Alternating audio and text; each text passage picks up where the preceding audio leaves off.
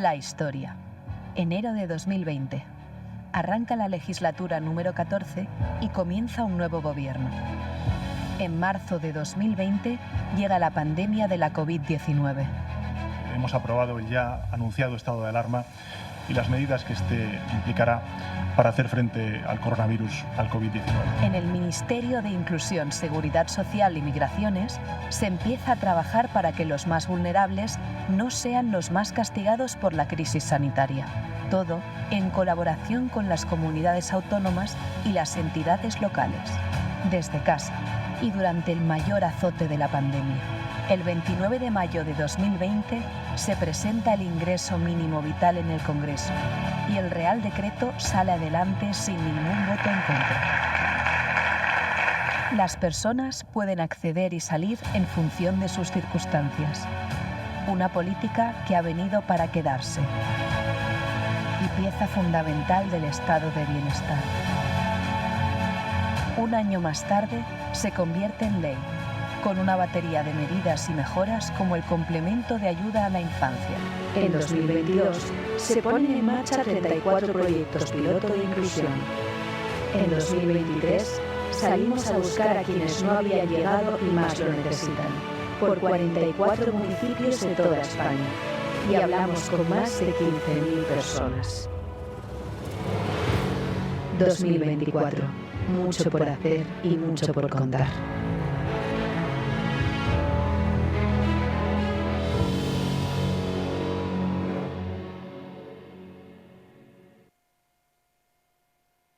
Hola a todos, muy buenos días. Gracias por acudir a este evento Ingreso Mínimo Vital, una política más viva que nunca. Ministra de Inclusión, Seguridad Social y Migraciones, secretarios de Estado, representantes de organizaciones sociales, muy buenos días a todos. Soy Silvia Inchaurrondo y hoy voy a estar acompañándoles durante todo este acto. También quiero saludar a la gente que nos está siguiendo por streaming, desde su casa, desde el trabajo. Bueno, vamos a hablar del ingreso mínimo vital. Es una prestación dirigida a prevenir el riesgo de pobreza y de exclusión social en nuestro país. Como acabamos de ver en el vídeo de bienvenida, es una iniciativa que se volvió una prioridad absoluta durante la pandemia, pero también después, con un azote de guerras y un contexto internacional muy convulso. Pero, sobre todo, el ingreso mínimo vital es una prestación con vocación a dejar de serlo y a convertirse en una política de acompañamiento. Pensarán ustedes, ¿y eso qué significa? Bueno, pues que no basta con ingresar una cantidad mínima de dinero al mes en un hogar, sino que opera como una red que lo que permite es el tránsito hacia una situación mejor, hacia un trabajo, hacia una formación y, en definitiva, hacia una inclusión efectiva en nuestra sociedad. Es esa ayuda que quiere dejar de ser necesaria, pero aún queda mucho camino por delante para que suceda esto. Por lo pronto, ha servido para ayudar a 2.200.000 personas en nuestro país. 4 de ellas están hoy aquí, con nosotros, para inspirarnos y también para contarnos sus historias personales de superación. ¿Qué quiere decir que esta medida está más viva que nunca? Pues que como buena medida pionera en nuestro país, cada día sigue analizándose, estudiándose y mejorándose. Nos lo van a contar el secretario de Estado de Seguridad Social y también la secretaria general de Inclusión, que son las áreas precisamente encargadas de poner en marcha una medida tan compleja en la que entran en juego tantísimos indicadores. Pero antes, permítame invitar al escenario a Elma Saiz, ministra de Inclusión, Seguridad Social y Migraciones, responsable principal del ingreso mínimo vital, que nos va a dar las claves de esta nueva etapa que se abre para la prestación. Ministra, cuando quiera, adelante.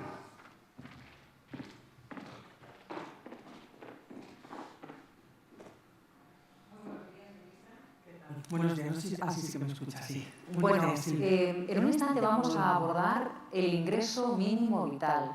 Le voy a preguntar por el perfil de los beneficiarios. Le voy a preguntar también por si también los menores se ven beneficiados de este ingreso, ¿no? Pero antes, Hoy hemos conocido los datos de la encuesta de condiciones de vida del Instituto Nacional de Estadística.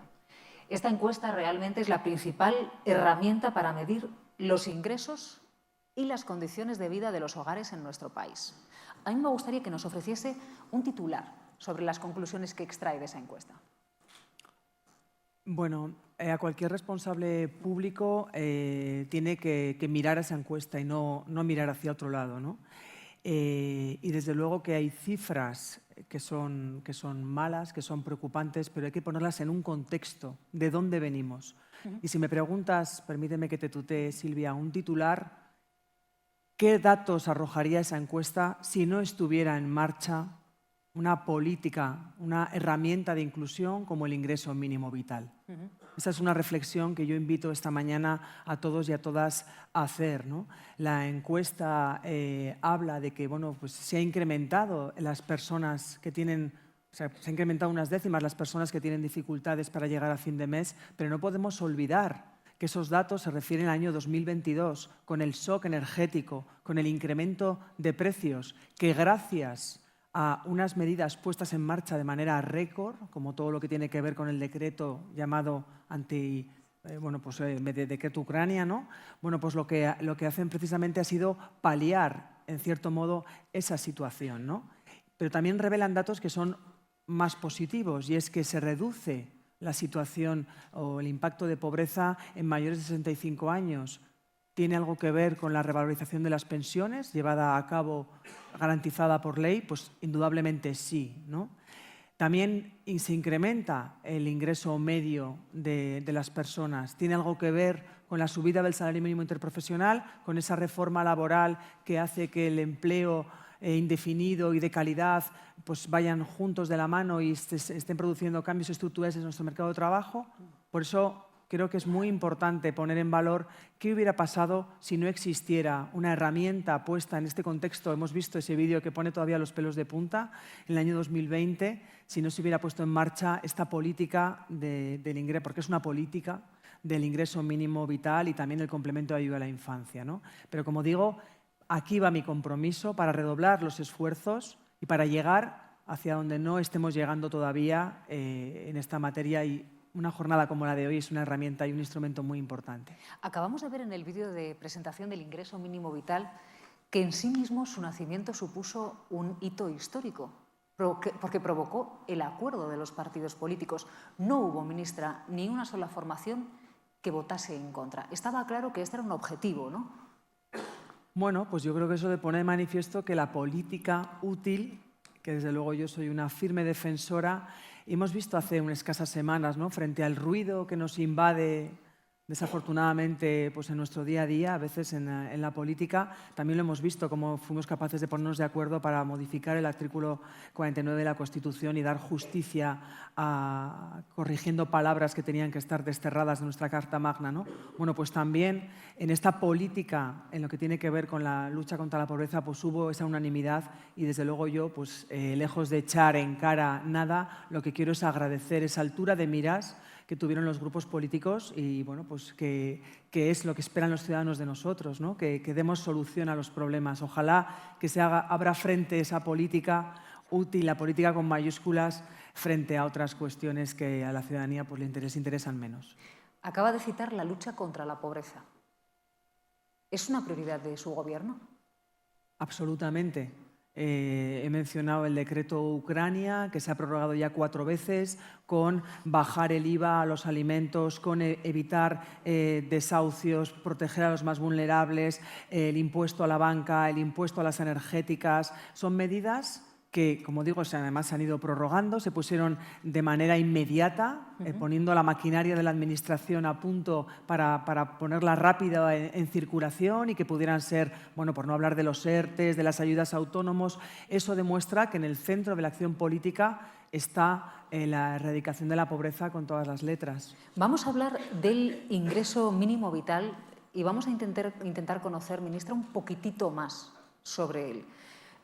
Le quiero preguntar cuántas personas, no sé si cuántas personas o cuántas familias se han beneficiado del ingreso mínimo vital, porque no me queda claro si se mide por personas beneficiadas o por núcleos familiares, por unidades familiares. Bueno, vamos a proceder en próximas fechas a dar los datos, por decirlo de alguna manera, de otra manera, que sean pues, mucho más claros y transparentes, pero estaríamos hablando de 2,2 millones de personas, en torno a 750.000 familias. Y de esos datos también podemos desgranar algunos importantes, y es que el 66% aproximadamente son mujeres.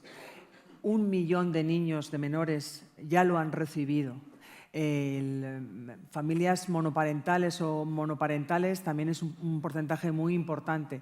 Y la edad media, porque bueno, hablamos de los beneficiarios, beneficiarias, estaríamos hablando en 28 años, porque los titulares, pues la edad es un poquito mayor. Eso demuestra que se aspira a dar una cobertura de diferentes edades, ¿no? Y yo creo que bueno, son datos que hacen ver, aunque lo vamos a ver esta mañana también con los beneficiarios y con sus historias personales, que hacen ver que es una realidad el ingreso mínimo vital y también el complemento de ayuda a la infancia. Claro, porque muchas veces cuando hablamos de que un adulto recibe el ingreso mínimo vital, muchas veces no vemos, nos quedamos un paso antes de descubrir que si ese adulto tiene un hijo o varios hijos a su cargo, también ese ingreso mínimo vital pase de alguna forma a los niños, ¿no?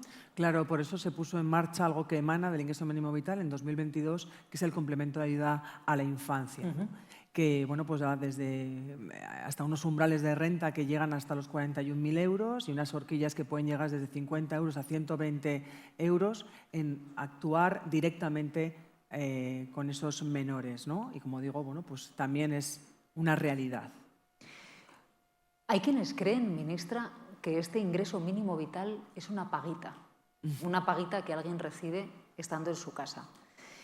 Y a mí me gustaría que usted nos explicase si este ingreso mínimo vital se puede hacer compatible con un trabajo que no permita a ese empleado llegar a esos mínimos que ustedes determinan para recibir el ingreso mínimo vital y que, por tanto, el ingreso mínimo vital sí puede ser compatible con esos ingresos. Es decir, que el ingreso mínimo vital no tiene por qué ser para gente que está en su casa, sino para gente que trabaja pero que no llega a ese ingreso mínimo vital, a ese ingreso mínimo que hace falta para vivir dignamente. Por cierto, ¿dónde está ese umbral?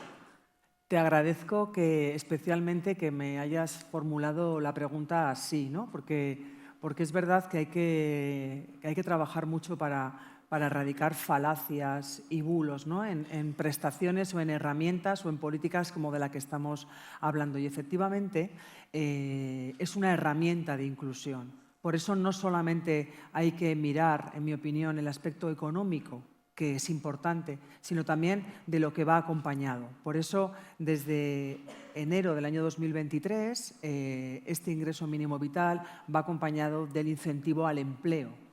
¿Eso qué quiere decir? Que es compatible el ingreso mínimo vital con el empleo, porque precisamente ese es el cierre del círculo, y lo vamos a ver esta mañana, ¿no?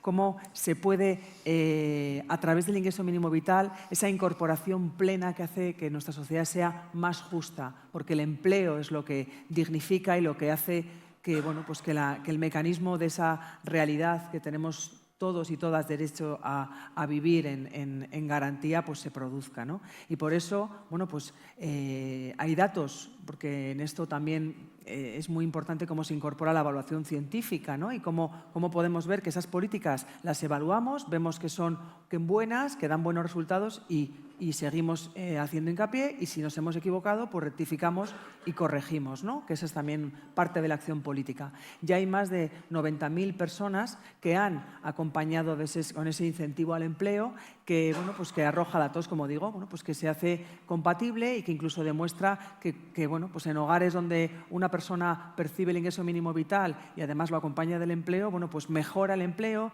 mejoran las horas trabajadas, porque no todos los empleos son a tiempo completo, pero que es una realidad. Y yo creo que, a diferencia de otras rentas quizás autonómicas, bueno, pues es una prestación compatible con el empleo, ¿no? Que haga que, perdóname Silvia, que pues la brecha de la pobreza, ¿no? Que parece que no tengamos que caer en no quiero o prefiero quedarme sin aspirar a un empleo por si acaso eso me hace que no pueda dar de comer a mis hijos, ¿no? Bueno, pues ese es un poco el mensaje, ¿no? Y agradezco que me hayas hecho esta pregunta. Enseguida vamos a hablar del papel de las comunidades autónomas y de cómo se puede completar con otro tipo de ayudas el ingreso mínimo vital. Pero me hablaba usted de 2.200.000 beneficiarios. ¿Cuánto ha invertido el Estado en el ingreso mínimo vital? Ojalá que con este trabajo que estamos haciendo lleguemos a todos los que puedan. Hablamos de más de 9.000, unos 9.300 millones de euros en 4 años. Creo que es una cifra que toma, bueno, pues da imagen de la importancia, ¿no? Cuando me preguntabas por la encuesta de calidad de vida, ¿qué hubiera pasado si no hubiera estado destinado esos 9.300 millones, ¿no? Porque además esta herramienta de inclusión, esta política se ha ido revalorizando, se ha ido acompañando. Y fíjate, de septiembre a diciembre, en el año 2022, se incrementó un 15%. El ingreso mínimo vital, la última revalorización ha sido un 6,9%, y la AIREF, que es quien nos supervisa, esa entidad independiente, acredita o establece o nos cuenta que gracias a ese incremento de ese 15%, el 72% aproximadamente de las personas perceptoras del ingreso mínimo vital pudieron hacer frente a la inflación. No quiero tampoco aburrir con cifras, pero quiero decir que el ingreso mínimo vital se revaloriza, se ha ido incrementando año a año, y en la última revalorización en torno al 6,9%, porque también los perceptores tienen que hacer frente a esas tensiones inflacionistas, que entiendo que los datos que veremos en la encuesta de condiciones de vida el año que viene serán mejores porque estamos paliando la inflación también. ¿Hay alguna posibilidad de que las comunidades autónomas se puedan sumar también al ingreso mínimo vital para acelerar en la implementación, en la colaboración con él, para reforzarlo? Bueno, yo creo que es muy importante que, bueno, por supuesto, la lealtad institucional y la coordinación, ¿no? Pero para erradicar y para luchar contra la pobreza, todas las manos son insuficientes, con lo cual esto es una política transversal, donde indudablemente el ingreso mínimo vital es un suelo, pero las comunidades autónomas tienen mucho que decir. Para empezar, porque yo siempre digo que las entidades locales o las comunidades autónomas son las más cercanas a la ciudadanía. Quien más conoce a quien habita en sus comunidades o en sus pueblos, localidades, ciudades, son las comunidades, las entidades locales o en este caso las comunidades autónomas. Por eso tiene todo el sentido del mundo que tengan funciones, que tengan esta responsabilidad. Entonces, las comunidades autónomas pueden hacer 3 cosas. Pueden complementar, pueden incrementar las cuantías, pueden extender los beneficiarios o pueden reducir, en este caso, sus rentas de comunidades, ¿no? Y ahí también pues, se demuestra quién está al frente de las administraciones. Hay algunas comunidades que han reducido el destino presupuestario a las rentas mínimas, ¿no? Pero yo hoy quiero poner en valor esa colaboración entre administraciones porque es un objetivo común. Y por eso también hay cuestiones que acontecen, como que pues, Navarra y en este caso Euskadi tengan esa cesión como administraciones más cercanas para llevar a cabo esas políticas. Por cierto, frente a voces agoreras, en este caso un recurso presentado ante el Constitucional por parte de Vox, diciendo que se rompía la caja única o se rompía España, bueno, pues el Constitucional ha respaldado esa manera de proceder, esa manera de compartir, de cogobernanza, y en próximas fechas vemos como otras comunidades, en este caso alguna otra la ha pedido, pero en este caso Cataluña, pues también se hará ese traspaso para que ellos pues lleven a cabo esta política de renta mínima, donde el ingreso mínimo vital pues es el suelo que da esa seguridad y ese tejido al conjunto de España. ¿Cómo de accesible es la información al ingreso mínimo vital? Es decir, un ciudadano que puede ser un potencial beneficiario, ¿tiene toda la información al alcance de la mano? Bueno, pues probablemente es manifiestamente mejorable, ¿no? Y por eso ese es el compromiso de mejorar. Ese es el objetivo de cualquier administración pública, pero también hay que ser muy conscientes de que estamos hablando de dinero público y que el ingreso mínimo vital no se obtiene por pulsar un botón. Hay una importante maquinaria, luego nos lo van a contar los responsables, el secretario de Estado y la secretaria general de Inclusión, donde pues se pone en conjunción diferentes entidades y diferentes administraciones. Pero hay un compromiso muy claro, que es un plan de accesibilidad, que lo que quiere es facilitar, no pedir 2 veces el mismo documento. Si hay algo que obra en manos de una administración, pues facilitar, porque somos muy conscientes de a quién nos estamos dirigiendo y todo lo que sea mejorar, pues es lo que vamos a hacer, ¿no? Con esa mayor transparencia, mayor cercanía, pues mejorar la documentación que se solicita. Y, bueno, si me permites también hay una parte muy importante, ¿no? Ya hay un teléfono donde se puede solicitar, pero como tú sabes, yo sé que tú esto lo sabes perfectamente, las grandes cuestiones que preocupan a un gobierno tienen un teléfono corto. Sí. Estamos hablando del teléfono 016 para la violencia de género, el 024, si no me falla la memoria, para prevención al suicidio. Bueno, pues en próximas fechas, después del verano, también el ingreso mínimo vital y esta importante herramienta va a tener un teléfono corto que es el 020, porque lo que queremos es dar facilidad. Como digo, ya existía un teléfono con muchísimas consultas del cobro, pero vamos a ver si llegamos a todos los que tenemos que llegar, a todos y a todas, y con ese teléfono corto, pues que estará operativo en los próximos meses, hacia el verano, pues podemos conseguir pues esa brecha de llegada, el estrecharla y llegar a mucha más gente. Entiendo, ministra, que es un teléfono informativo, es decir, donde un ciudadano llama, cuenta sus circunstancias y alguien al otro lado les dice cuál es el cauce, pues, para determinar si ese ciudadano tiene derecho o no al ingreso mínimo vital, ¿no? Eso es, va a haber detrás personas formadas como hasta ahora, personal del INS, que se va a redoblar también las personas destinadas a esas consultas. Y bueno, yo creo que es una buena noticia que pues trabaja en esa línea de ese plan de accesibilidad, de más transparencia, de contar mucho más las cosas, de hacer más fáciles todo lo que podamos los trámites. Y bueno, pues como digo, pues hoy empieza una nueva etapa, por decirlo de alguna manera, 2024, el ingreso mínimo vital, una política que está más viva que nunca, un complemento de ayuda a la infancia y que estoy convencida que, pues que va a ser bien recibida y que pues es nuestro deber, pero también pues nuestro compromiso, ¿no? Cuestión más, ministra. ¿Hay mucha burocracia desde que un ciudadano solicita el ingreso mínimo vital hasta que consigue que se le ingrese en la cuenta? Bueno, como digo, es dinero público y tenemos un deber de tener pues los trámites y los procedimientos. Es un procedimiento que es complejo porque se solicitan datos de la agencia tributaria. Bueno, hay diferentes organismos que están implicados. No es una cosa sencilla. Pero bueno, pues desde luego a través de simplificar la web, del teléfono y de todo lo que podamos simplificar la documentación, ese es el compromiso para facilitar su solicitud. Pues, ministra, muchas gracias. En un instante le vamos a volver a invitar a subir aquí. Gracias Así a ti. que, por favor, tome asiento de nuevo, que nosotros vamos a seguir conociendo más datos de ese ingreso mínimo vital. Bueno, la siguiente mesa se titula Impulsando mejores vidas y es la que da, en definitiva, sentido al acto de esta mañana. Han venido desde diversas partes de España 4 personas que nos van a contar su experiencia con esta prestación. 4 personas, alguna de ellas viene deseando contarle la vida además súper sonriente.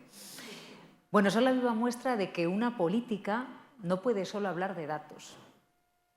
No puede solo hablar de datos, sino también de emociones. Porque sin ellos, desde luego, sin estas historias que han cambiado gracias al ingreso mínimo vital, pues la verdad que ninguna cifra se sostiene. Son madres, son mujeres trabajadoras, son vecinas de municipios que están ayudando a levantar, son hombres valientes con historias pasadas también muy difíciles que pueden celebrar el presente y el futuro. Todos ellos nos van a hablar en el lenguaje que conocemos todos, en el lenguaje de los sentimientos. Nos van a explicar cómo el ingreso mínimo vital les cambió a ellos la vida hasta convertirse en casos de éxito.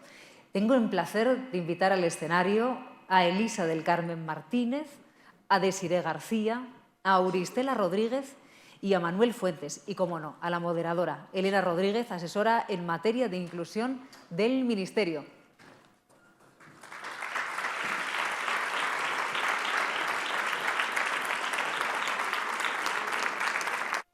Mira, os ponéis.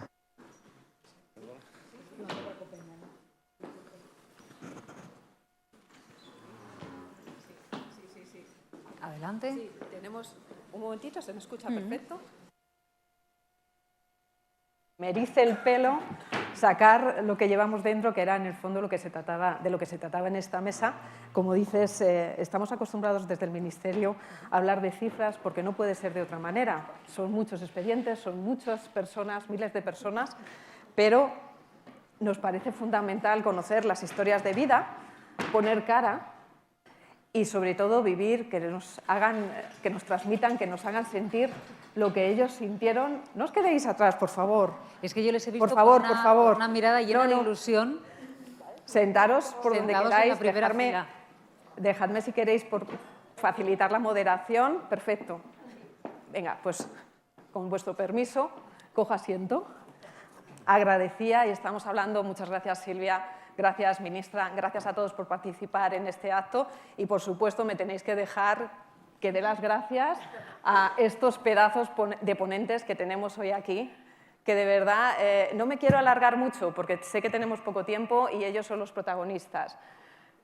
Pero lo tengo que decir, muchísimas gracias de verdad, porque no es fácil venir y contar historias de vida que en muchos casos han pasado por la dificultad, ¿vale? Empezamos por Elisa, por ejemplo. Hola, buenas tardes. Mi nombre es Elisa. Tengo 2 años acá en España. ¿Se escucha bien? Eso. Elisa, ¿puedes hablar? Hola, hola. Sí. ¿Se escucha? Hola, buenas tardes. Mi nombre es Elisa. Bueno, soy beneficiaria del ingreso mínimo. Ha sido lo que me ha permitido avanzar. Ha sido de gran ayuda. Al principio no lo quería aceptar porque vengo de trabajar, acostumbrada con una trayectoria pública de Estado del país de donde vengo. Sin embargo, mi trabajadora social me incentivó a que tienes que aceptarlo, esto te va a permitir avanzar y a trabajar y bueno, de hecho hasta ahora es lo que he hecho.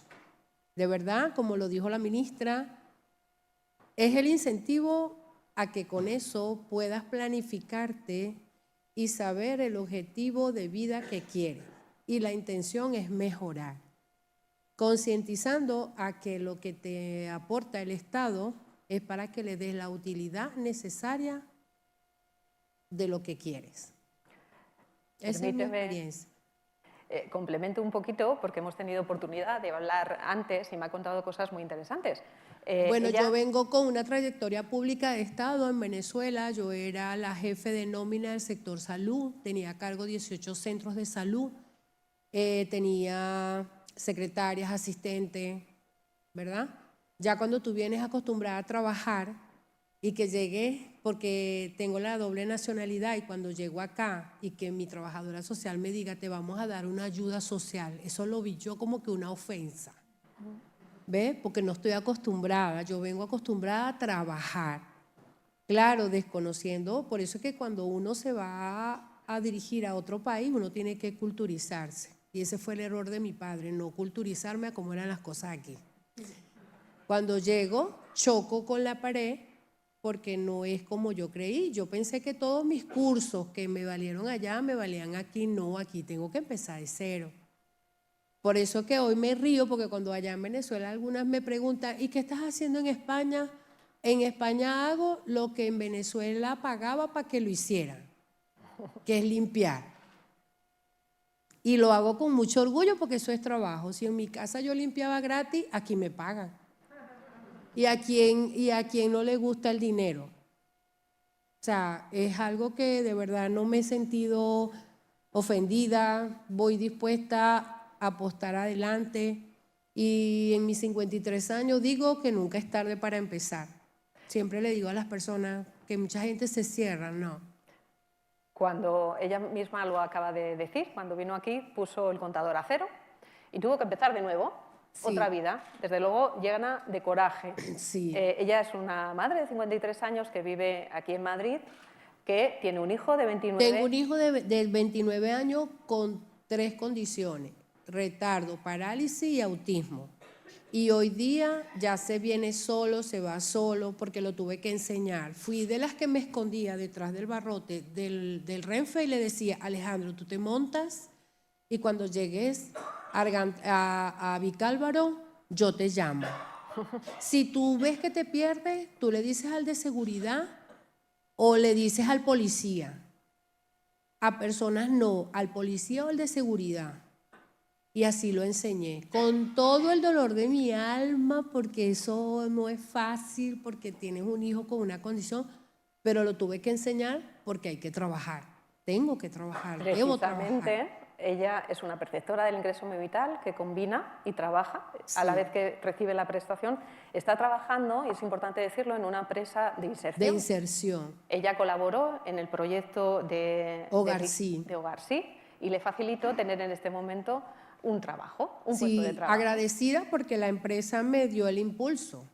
Claro, como digo, o sea, no era lo que yo me imaginaba, pero estoy trabajando y ahora voy a empezar en otra. Entonces, como he visto, he notado un mejoramiento profesional, ingreso mínimo me da para un mejoramiento profesional y así voy, y así voy. Y también soy de las que por lo menos no me cierro la oportunidad de colaborar, porque como se lo decía yo a la señora Ana de Cáritas, que un día voy yo allá y me dice, no, lo que pasa es que el ingreso mínimo, eso es de todos los impuestos que pagamos. Yo vengo y le dije, bueno, no te preocupes, Ana, que yo mañana, cuando yo trabaje, de lo que a mí me quiten, yo voy a contribuir a otro. Porque eso es como que la reciprocidad del sistema, ¿me entiendes? Y va a llegar un momento en como así me la dieron, yo misma la voy a dejar, porque yo no la quiero. La tengo porque la necesidad me obliga y porque no me imaginé nunca que el concursar a un empleo de cualquier cosa es por recomendación. Cuando me decían, no, que es del boca a boca. Yo decía, Dios mío, del boca a boca. Sí, que fulano es amigo de fulano y fulano y fulano. Y así es que llega. Ah, ok. ¿Ves? Entonces, todas esas cosas las he ido aprendiendo, las he ido superando, por supuesto. Y bueno, nada, aquí estoy. Vamos a pasar a conocer otro poquito de la historia de vida. Si queréis, empezamos por los extremos. Manuel, no sé si quieres hacer tú la presentación. Elisa lo ha hecho perfecto. Pues Manuel Fuentes vive actualmente en un pueblo de Toledo, en Yeles. Él ha dejado de ser perceptor del ingreso mínimo. Y esto es importante que lo cuente. Si quieres, cuéntame. Sí, yo he dejado de recibir ¿Se escucha? el mínimo porque... No. Auristela, ayúdale. ¿Ahora? Sí. Vale, perdón, que soy muy inútil. Que yo he dejado de percibir ya ahora en enero el ingreso mínimo vital, que lo empecé a cobrar en junio del año pasado, porque ya he conseguido un trabajito, he conseguido montar una empresa como autónomo de fútbol, porque yo soy toda la vida 25 años árbitro de fútbol, y entonces he montado una empresa que lleva ligas y eventos, y entonces como ya estoy recibiendo un dinero, pues he decidido que no necesito la ayuda, que la ayuda que sea para otro que la necesite más. Yo ya tengo, gracias a Dios, puedo mantenerme y puedo salir adelante. A mí me la concedieron gracias a Hogar Sí, porque yo estuve mal con el COVID, estuve muy mal y me quedé paralítico, ya no podía andar, y me fui recuperando poco a poco y acabé en Hogar Sí, donde me ayudaron durante un año, me mantuvieron, me dieron de comer, me dieron una casa y una posibilidad de salir, me consiguieron los papeles para la mínima vital, y yo al recibir la mínima vital lo primero que hice fue darle las gracias y salirme de allí y buscar un sitio en Yeles, una habitación, empezar a trabajar, a buscarme la vida con la mínima vital, sobrevivir con ello, y luego pues gracias a Dios la vida me ha dado una segunda oportunidad que no hubiera podido ser nunca ni sin Hogar Sí ni sin la mínima vital. Manuel cuenta que la vida a veces no te lo pone fácil, pero que lo importante es tener la actitud, el talante y el coraje de hacerle frente. De hecho, él no ha incidido demasiado, pero realmente cuando le llega el ingreso mínimo vital estaba en una situación muy complicada, realmente complicada. Yo le preguntaba, ¿y qué supone el ingreso mínimo vital? ¿Qué impacto ha tenido en tu vida? Y me dijo, pues todo. De hecho, me ha permitido pagarme un alojamiento, una vivienda, una habitación, que no pudo ser en Madrid, obviamente, por el precio de los alquileres, que tuvo que ir a un pueblo de Toledo. Y a partir de ahí, que fue como lo primero, siempre hay que poner una piedrecita para poder poner la siguiente, ¿no? Sí, yo lo siento, es verdad que te he dicho que soy inútil y es verdad. que no, yo cogí y me fui a buscarme esas oportunidades. Me tuve que ir a Toledo porque es mucho más económico, porque en Madrid es imposible. Pero a mí no me importa tener celos si yo lo que quería era trabajar y salir adelante. Y agradecer sobre todo, yo te digo, la ayuda de cuando uno está muy mal, la ayuda que todo el mundo te ayuda, y me refiero a García, me refiero a la mínima vital, lo que hay que hacer es aprovechar esa ayuda. No vivir de esa ayuda, sino aprovecharse para poder salir adelante y conseguir una mejor historia. Yo, por ejemplo, en Hogar Sí he conocido a la que es ahora mi compañera. Nos conocimos que estamos los dos en la misma posición, no teníamos nada que hacer y ahora vivimos juntos y hemos conseguido, yo te digo, un pequeño colchón que nos hace estar bien y por eso es importante agradecerlo. Y que la gente sepa que esta paga no es una paguita ni una ayuda para discapacitados, ni para gente mal, no. Es una ayuda para que la gente salga a la calle y pueda luchar por sus cosas. Que la gente tiene que entender que es así, que no es un préstamo que le damos a la gente para tirarlo, es una ayuda para salir adelante. Qué bien dicho, Manuel. Ole. Vamos a ver lo que nos cuenta Desiré. Desiré es muy joven, yo creo que es la más joven de la mesa, ¿no? Tiene 29 años y tiene 4 hijos de 14, corrígeme si me confundo, 14, 12, 10 y 6, ¿no? La más chiquitita es 6 años. Sí, así es. Recibes el ingreso mínimo vital y, bueno, cuéntanos. Desde 2020. Yo, a diferencia de... ¿No se oye? ¿Ahora? Ahora vale. Sí. A diferencia de mis compañeras, que ellas vienen con estudios y tienen que homologarlos y tal, yo al revés, voy desde 0 porque fui madre muy joven, con 15 años, y pues tengo 4 a día de hoy, entonces el tiempo, lo que es todo el día trabajando, no puedo estar. Tengo que encontrar algo que sin estudios me permita acceder y lo único que he hecho ha sido campo, hostelería, cosas así, que tampoco cubre las necesidades. Tienes para hoy, pero no para mañana. Desde 2020 me aprobaron sola la entidad de seguridad social el ingreso mínimo vital. Hicieron cruce de datos porque yo estaba cobrando otra prestación que era mucho menor. No llegaba a 800 euros lo que cobraba con 4 críos. Y a raíz de ahí empecé a hacer formaciones porque, es como dicen, hay que aprovechar que tienes para comer, para seguir buscando, para que tengas fijo el día de mañana. Porque tengo 30 años, no tengo ni la ESO y para mí encontrar trabajo es muy difícil. Es muy difícil porque conforme va avanzando todo, avanzan los niveles de estudios, avanzan los requisitos y es normal. Yo ya soy de otra generación, de los 90, y lo notamos que aunque sea joven, pues tengo muchos impedimentos a la hora de buscar un trabajo. Gracias a estos proyectos, a este proyecto en concreto, me han formado específicamente para un empleo, o sea, en el cual yo tengo la seguridad de ir y comerme el mundo y decir, yo sirvo para esto porque entre un grupo de personas me han ayudado entre todos, me han incitado, han adaptado los horarios para que yo pueda formarme al 100%. Desde Cruz Roja, les agradezco en el alma todo el acompañamiento que llevan conmigo 1 año y medio casi. Increíbles, me han echado una mano en todo. Desiré está poniendo en valor precisamente los itinerarios que se impulsaron desde el Ministerio de Inclusión. Algunos de ellos se ejecutaron por las entidades sociales, muchas de las cuales están hoy aquí. Particularmente habla del proyecto de Cruz Roja, que a Desiré lo que le permitió es obtener un certificado de profesionalidad. Exacto, que sin estudios no puedes tenerlo. Es un trampolín que te ayudan, y el estar en empresas físicas en empresas reales, a la hora de conocer a un jefe real, el cara a cara, el estar ahí. Yo son cosas que no había hecho antes porque no he tenido tiempo de dejar a mis hijos al abandono e irme a trabajar a una empresa todo el día, no he podido. Entonces, personas que los tienen tan difícil como yo, estos itinerarios son lo mejor porque tienes ahí la confianza de que tienes para pagar tu alquiler, para llevar a tus hijos en condiciones y tienes para poder formarte. Porque yo tengo tiempo, o sea, ganas, tengo el tiempo de las mañanas que tengo a los críos en el colegio. Con estos proyectos es un cojín que te dice, si quieres, puedes. O sea, aquí tienes todas las herramientas, ya tú las coges, te formas y a seguir caminando. Ella ha participado en el corto que hizo Cruz Roja precisamente para difundir el proyecto.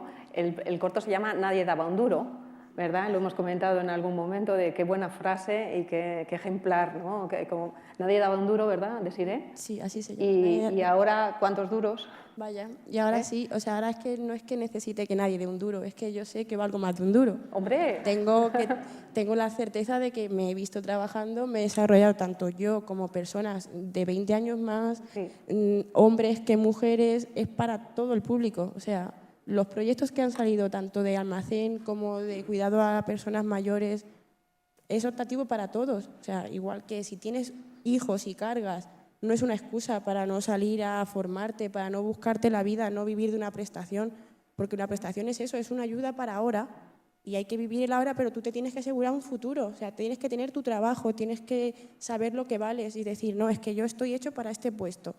Gracias a que vosotros pensáis en gente como nosotros que estamos en casa sin la opción a lo mejor de tener un estudio que no sea de nivel 1, no accedemos a una formación profesional, pues gracias a eso, gente como yo, podemos optar y ir a una empresa igual que cualquier otra persona y decir, toma mi currículum, yo sé hacer todo lo que tienes aquí. Me lo como yo de sobra.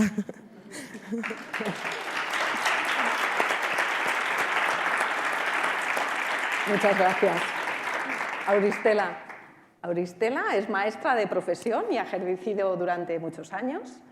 Vive en Navalcarnero.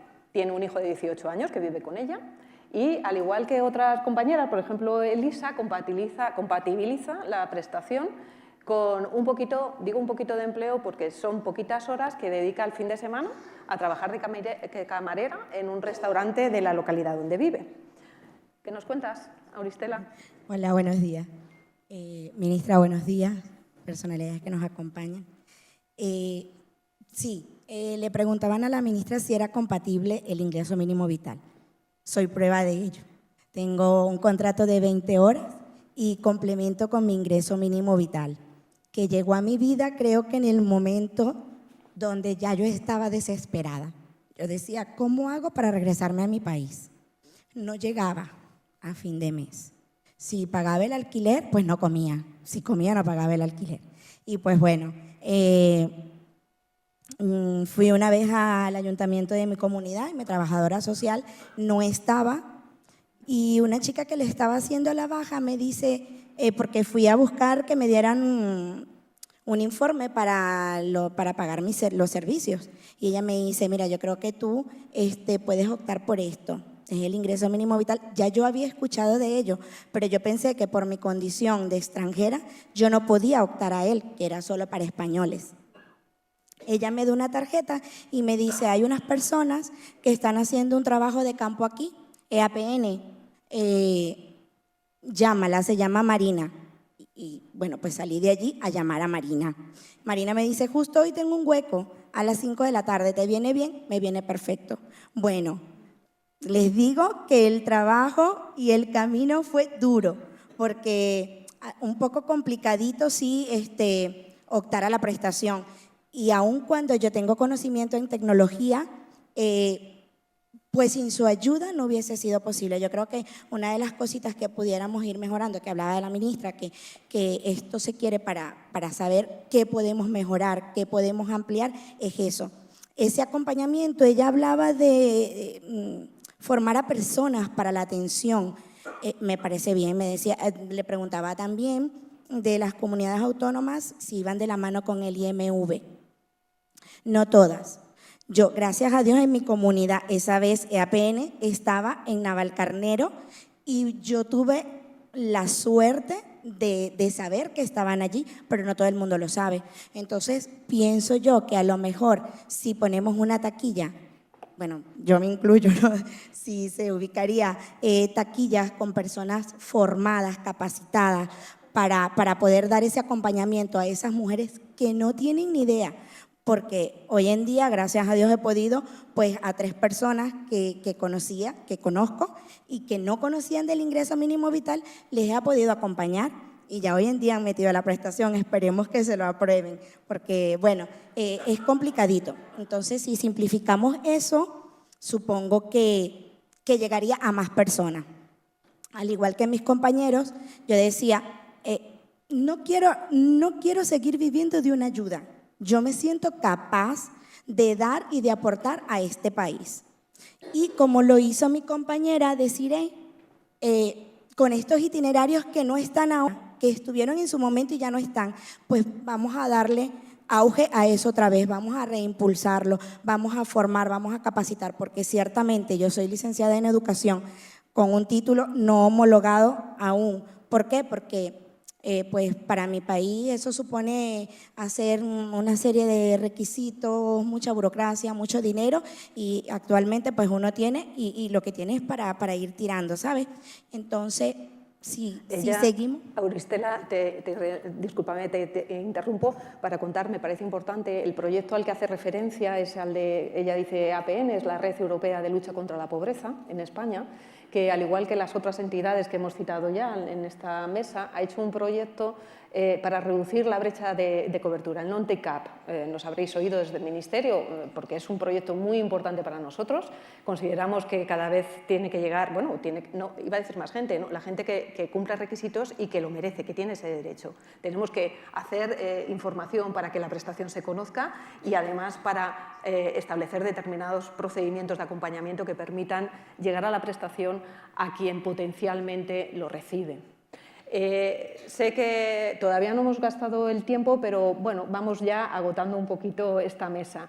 Me gustaría haceros a todos genéricamente una pregunta, ¿vale? Para que la contestéis. Hemos llegado hasta aquí, hemos dicho que el ingreso mínimo ha servido coyunturalmente en vuestra vida, pero que es un impulso, es una palanca. Me lo habréis oído en otras ocasiones cuando decía el primer paso no te lleva nunca donde quieres ir, pero te saca de donde estás. Yo creo que vosotros habéis dado ya el primer paso y a mí me gustaría preguntaros, para cerrar ya la mesa, es cómo veis el próximo año, cuáles son vuestros planes de futuro. ¿Elisa? ¿Aló? ¿Se oye? Sí. Bueno, yo me veo el próximo año ya trabajando en una empresa con un contrato indefinido y que tenga yo que decirle a la del ingreso mínimo, désela a otro que la necesite. Aquí están los de Seguridad Social que toman nota. Claro, claro. Sí, porque es como que darle la oportunidad a la generación de relevo. Vamos a estar claros. Porque, o sea, lo que pasa es que no es fácil para uno que no está acostumbrado. Yo por lo menos no estoy acostumbrada. Entonces, bueno, te la damos a otro que le hagamos la evaluación social y que cumpla con los requisitos. Es perfecto. Y como por lo menos lo que dice de la orientación de las trabajadoras sociales tienen que aprenderse la ley de todo. Porque mi trabajadora social me negó el certificado de inclusión porque ya me lo había dado una vez. Y yo le digo, hija, pero ¿cómo me vas a negar eso si me lo están pidiendo en una empresa de inserción? Que la empresa se comunique conmigo. Yo le digo a la empresa, señora Mireya, que tiene que ser usted la que le escriba. ¿Cómo que yo tengo que escribirle? Entonces le dije a mi trabajadora social de hogar, sí, Almudena, tienes que decirle tú porque a mí ya me lo dieron y ya yo trabajé en una empresa de inserción. Resulta que la facultad para volver a ingresar a una empresa de inserción la tiene tu trabajadora social. O sea, que te den un no así rotundo, no, yo acepto un no, pero que me dé los motivos, la causa y la justificación del no. Pero que un no porque yo quiero decir que no, así no. Espero que te resuelvan pronto la homologación del título que estás persiguiendo. Sí, con el favor de Dios. Y ¿sabes algo? Me gustaría para impulsar a trabajar con personas con discapacidad. Yo tengo un hijo con discapacidad, ya yo soy casi neuróloga, psicóloga, fisiatra. Con él me ha tocado acompañamiento, lo enseñé a irse y venirse solo y es, mira, Dios me lo bendiga. Es más, de hecho, yo le pregunto, ¿quién eres tú para mí? Yo soy tu regalo más grande. ¿Y yo qué soy para ti? Tú eres mi mujer de la calle. Y yo le digo, Alejandro, porque yo soy tu mujer de la calle. Mamá, porque tú sales mucho a la calle. Y es lo que le digo, pues eso es una constante. Alejandro, ya vengo, voy a la calle a ver qué consigo. ¿Ve? Y no es que me pongo a mirar por las calles a ver si consigo monedas, no, es preguntando, buscando. Muchas gracias, Elisa. Desiré, ¿cómo ves el próximo año? ¿Cuáles son los planes? Pues la verdad, conduciendo una carretilla elevadora en la mejor empresa de Albacete, te lo digo. ¿La tienes? Sí.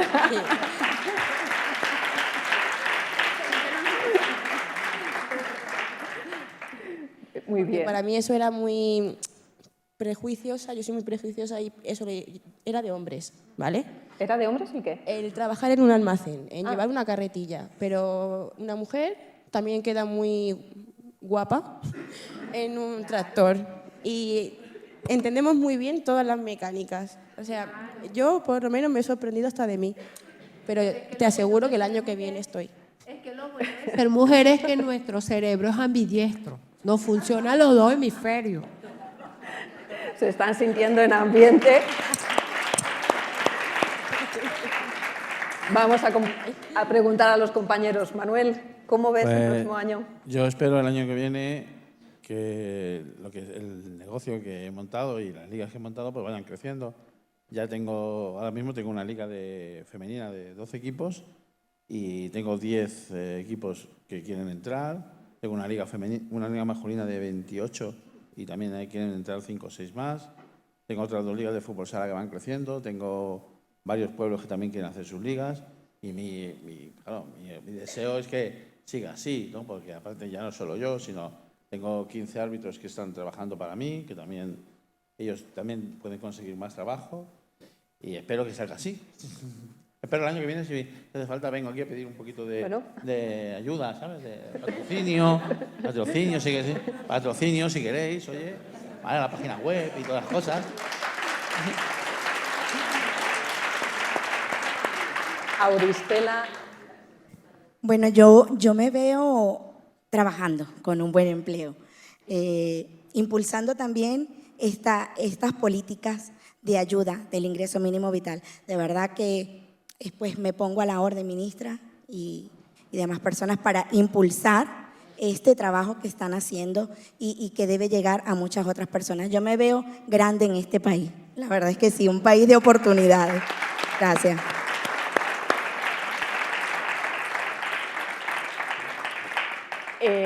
Lo hemos ajustado muy bien al tiempo, pero podíamos haber estado aquí horas y horas. Elisa, ya sabéis que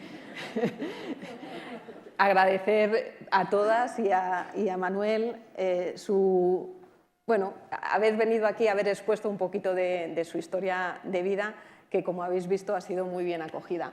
Así que gracias en nombre de todos y hasta la próxima.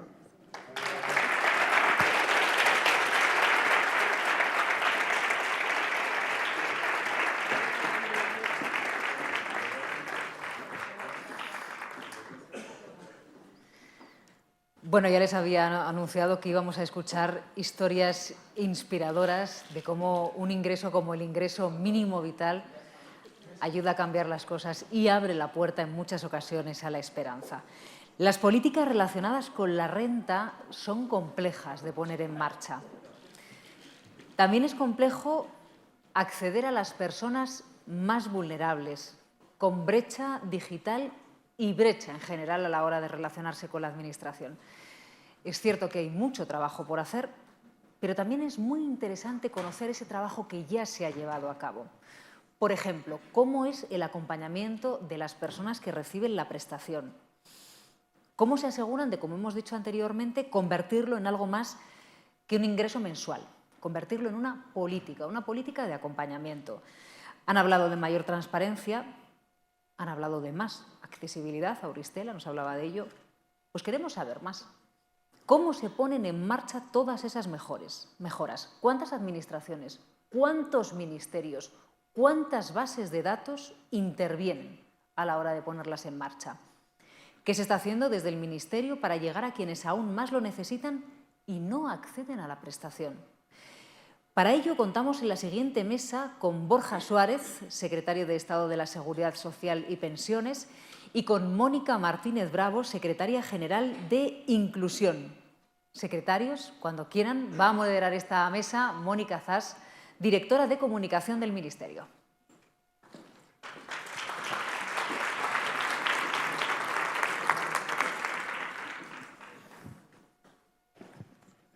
Muy buenos días a todos y a todas y gracias por venir.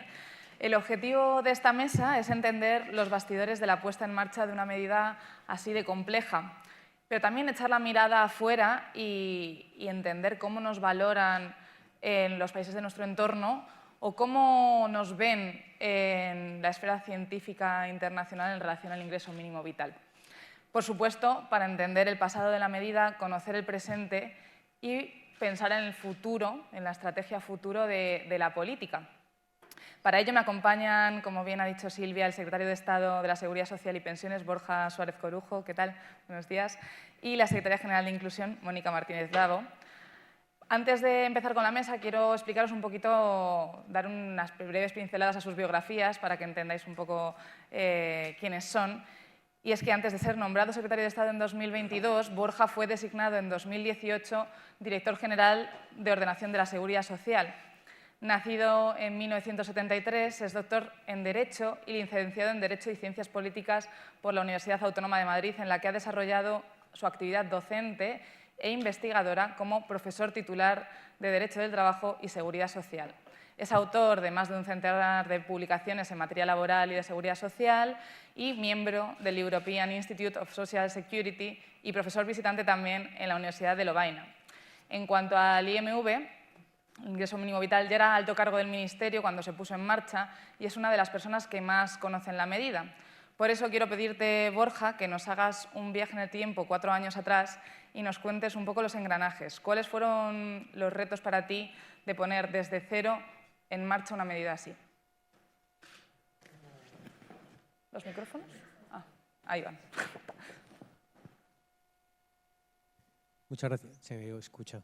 Muy buenos días. Muchísimas gracias, Mónica, ministra, en fin, queridas amigas y amigos. La verdad es que es una enorme satisfacción poder participar en un acto como este, ¿no? Pasamos, los que trabajamos en esto, muchas horas. Es un esfuerzo, una dedicación muy grande, muy abstracta, porque trabajas sobre, la pantalla de un ordenador y poner cara a esas políticas, en fin, siempre bien intencionadas, pero que no siempre ofrecen los resultados que a uno le gustaría, pues en fin, es muy satisfactorio.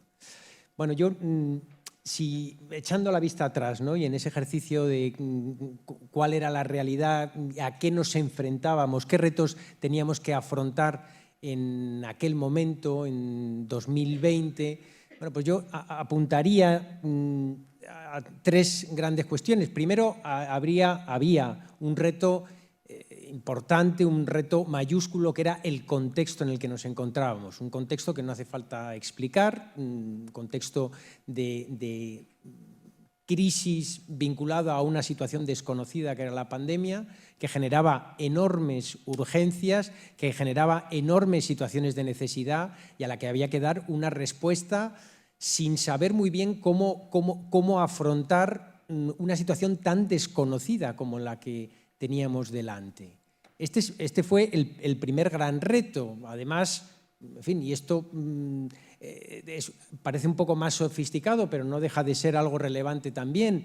Había habido en este país durante muchos años una discusión sobre si la seguridad social tenía capacidad o no para articular una prestación de estas características, si esto correspondía a otras administraciones. Este era un reto que había que afrontar también y, bueno, en fin, así hicimos. Primer reto. Segundo reto, el diseño de la prestación. Esta prestación se diseñó desde el principio como algo más que una prestación, como una política y, en ese sentido, como una doble actuación. Por un lado, una prestación dirigida a garantizar unos mínimos recursos para poder atender las necesidades más básicas, pero al mismo tiempo como un instrumento que permitiera el acceso al mercado de trabajo, que permitiera recuperar esa situación de inclusión. Y había un tercer reto mayúsculo, que era la gestión en ese contexto de enorme dificultad, donde estábamos todos metidos en nuestras casas o con grandes restricciones de movilidad, y donde la seguridad social, que en aquel momento ya estaba en una situación muy complicada porque había habido en los años anteriores, la década pasada, una merma muy intensa de personal, en fin, vinculado a políticas probablemente cortoplacistas, que, en fin, que no tuvieron la capacidad de ver las necesidades que realmente teníamos. Bueno, pues en este contexto de enorme dificultad, la Seguridad Social, y en particular el Instituto Nacional de Seguridad Social y sus funcionarios y funcionarias, tuvieron que hacer un esfuerzo extraordinario para sacar adelante una prestación de estas características, que además, precisamente por esa doble vertiente como prestación, como instrumento de acceso al mercado de trabajo, tiene una complejidad en su configuración que hace más difícil su puesta en marcha, y que en ese sentido demandó de nosotros pues realmente un esfuerzo extraordinario. De hecho, es muy compleja la medida, la infografía que tenemos justo encima es muy ilustrativa, y querría que nos explicaras un poquito cómo se interrelacionan todas las administraciones que vemos ahí, ¿no? El SEP, el INE, la Agencia Tributaria, el propio INS, para poner en marcha esta prestación. Sí, efectivamente, como decía, apuntaba, ¿no? Uno de los grandes retos era el diseño de una prestación que fuera efectiva a la hora de lograr el objetivo que perseguíamos. Y esto, bueno, pues llevó o se tradujo en un diseño de algo complejo, donde participaban, para facilitar el acceso a la prestación, y siendo consciente de que todavía hay muchas cosas que mejorar, y siendo consciente de que con todo y con ese esfuerzo que se hizo por hacer una cosa lo más sencilla posible, bueno, pues hay muchas restricciones todavía y hay un margen de mejora. Pero a lo que iba es a que la articulación de una prestación de estas características para alcanzar, para llegar a las personas que realmente lo necesitan, tiene que articular o articula su relación con distintos organismos, con distintos ministerios. Es una prestación que, por señalar dos aspectos sobre todo fundamentales, tiene que ver con la configuración de una unidad de convivencia, y para eso necesitamos hacer un cruce de información con el Instituto Nacional de Estadística para verificar el empadronamiento en un domicilio concreto. Esta es una de las vinculaciones que hay que realizar. Pero hay otra fundamental también, y es la acreditación de la situación de necesidad. Esa acreditación de la situación de necesidad, de la carencia de rentas, nos llevó desde el principio, y esto se ha ido puliendo, se ha ido mejorando y se ha ido agilizando, a un cruce con la agencia tributaria para verificar que efectivamente se cumplían los requisitos de renta y patrimonio. Pero además hay otros organismos, otras instituciones con las que hay que interactuar también, como es la policía, efectos de la identificación, cuando esta solicitud se realiza a través de Internet, o del Servicio Público de Empleo Estatal en supuestos en los que esta situación puede estar vinculada al acceso a otros subsidios relacionados con el desempleo. Todo ello, bueno, pues lo que pone de manifiesto es esta complejidad y esta carga adicional que tienen, pero que sobre todo en ese momento inicial, los primeros meses, los primeros años de puesta en marcha de esta prestación, tenía el Instituto Nacional de Seguridad Social a la hora de gestionar esta prestación. Y vamos a ilustrarlo con algunas cifras. Ahí también salen, una de las cosas que más interés despierta de esta medida es el plazo de resolución de las solicitudes. Y ahí se ha visto cómo se ha reducido bastante, a pesar de que esta mesa tenía el interés de explicar por qué es tan difícil cruzar todos esos datos entre tantas administraciones. Pero aún así, ya repetimos las cifras que ya se han dado en las mesas anteriores, ha llegado a 2,2 millones de beneficiarios en acumulado y más de 750.000 hogares. Sí, yo, por completar este punto, en fin, lo decía la ministra, es decir, aquí, como no puede ser de otra manera, como empleados y como funcionarios públicos, estamos manejando recursos públicos y probablemente si hiciéramos una cosa distinta, pues esto generaría otro tipo de problemas y seguramente acabaría con una política realmente valiosa y, en fin, y vistos los testimonios que hemos escuchado aquí hoy, pues creo que es importante ponerlo en valor. El que la prestación llegue a más gente es lo que nosotros queremos, pero esto hay que hacerlo de una manera ordenada, y hay que hacerlo con todas las garantías. Evidentemente tenemos que mejorar todo aquello que se pueda mejorar, pero al mismo tiempo es fundamental el que el reconocimiento de las prestaciones pues, se ajuste a los requisitos establecidos. Y en ese sentido sí quisiera también por ilustrar el shock, la exigencia tan brutal que supuso para la Administración de Seguridad Social esta prestación, que a lo largo de este tiempo, desde mayo de 2020, en casi 4 años, el Instituto Nacional de Seguridad Social ha tramitado cerca de 3 millones de solicitudes. Muchas de estas solicitudes han sido denegadas porque gracias a esos cruces y a esa verificación de requisitos se ha acreditado que no se cumplían los requisitos. Bueno, esto es una cosa sobre la que hay que reflexionar, sobre la que hay que analizar, pero la capacidad, el esfuerzo de gestión que se ha hecho es un esfuerzo realmente extraordinario. Para que se hagan ustedes una idea, en el año 23, por no ir más lejos, ese mismo Instituto Nacional de Seguridad Social pues, tuvo que gestionar 350.000 pensiones de jubilación. Es una cifra mayúscula, pero que, bueno, digamos, comparada con esta otra a la que antes me refería, pone de manifiesto el reto que ha supuesto para la Administración la gestión de esta prestación. Efectivamente, y como veíamos ahí, el plazo de resolución medio de 2023 ha bajado hasta 107 días.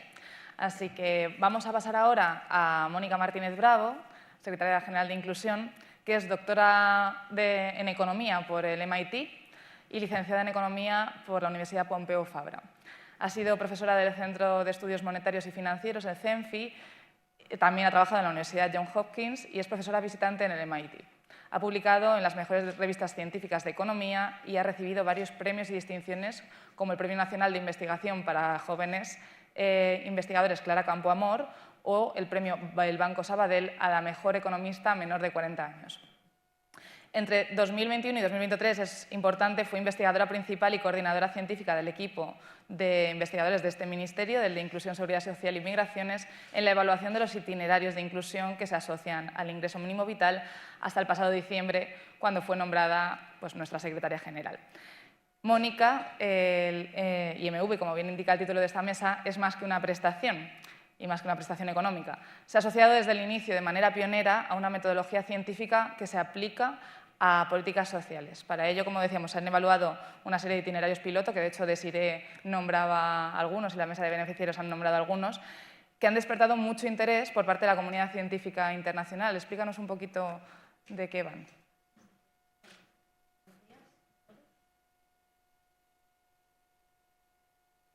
¿Ahora? Sí. Bueno.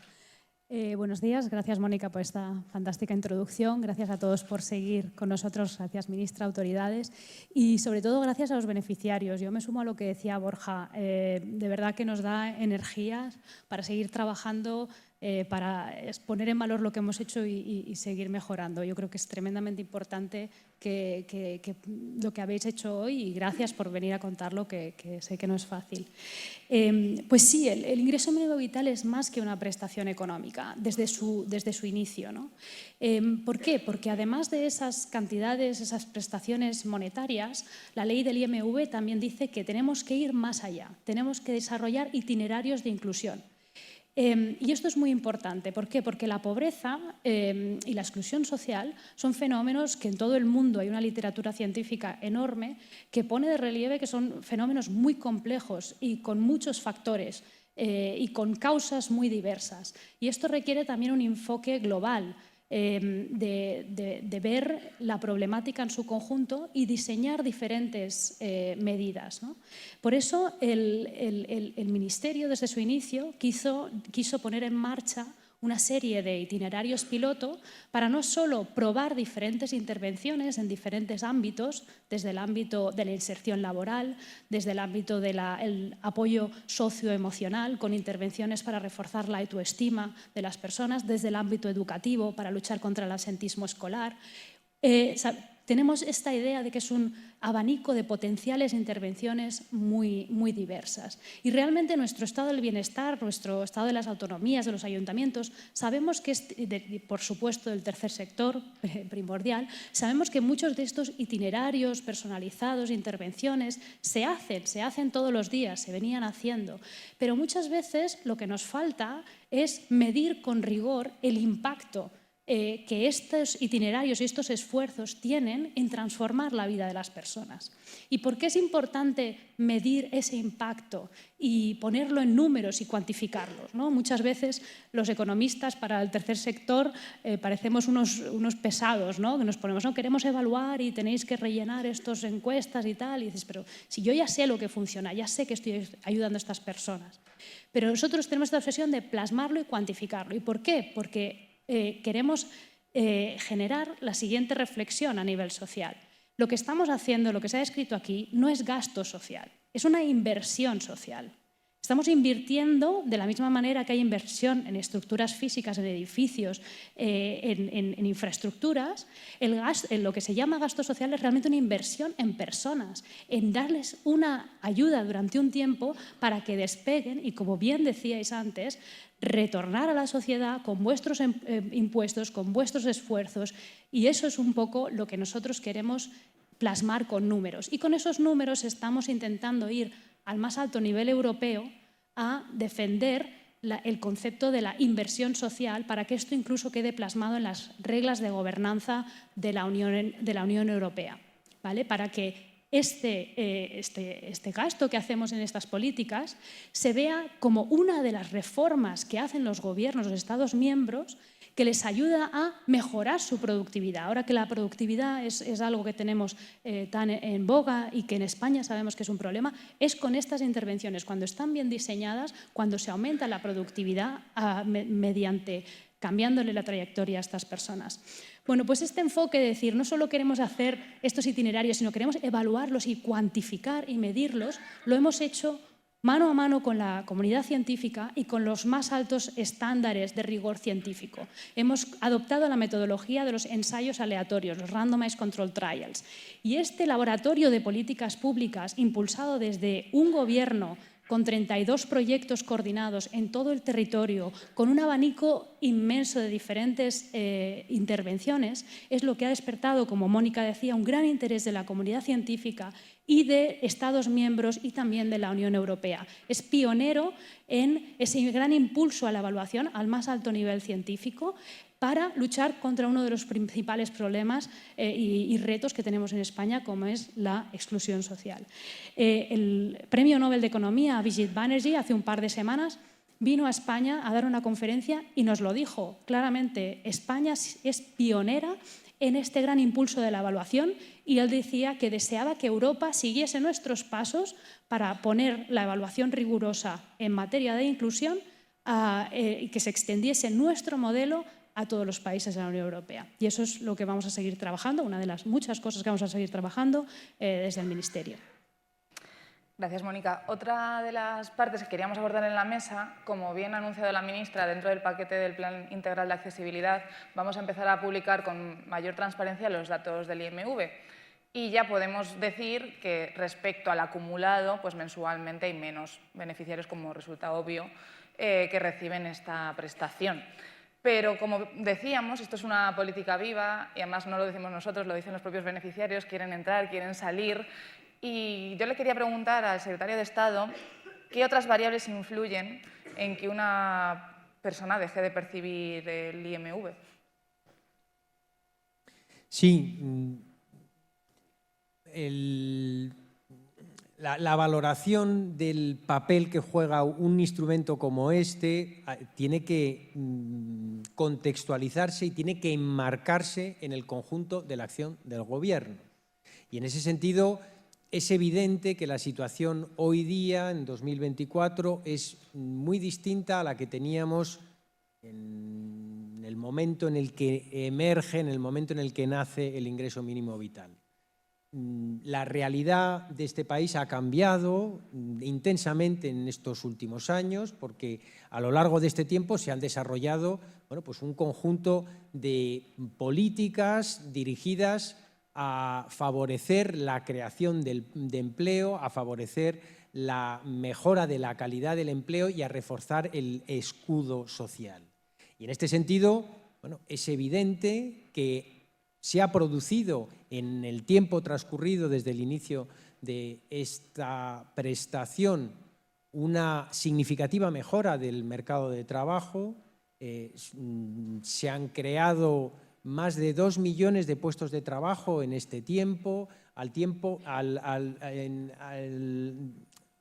que el salario mínimo interprofesional se incrementaba de una manera muy significativa, más de un 50%, y se llevaba a cabo toda una política de desarrollo de mejora de las condiciones de trabajo a través de un nuevo diseño, un cambio que ha resultado en una mayor estabilidad en el empleo que permite que los índices de precariedad de nuestro mercado de trabajo se hayan reducido muy sensiblemente.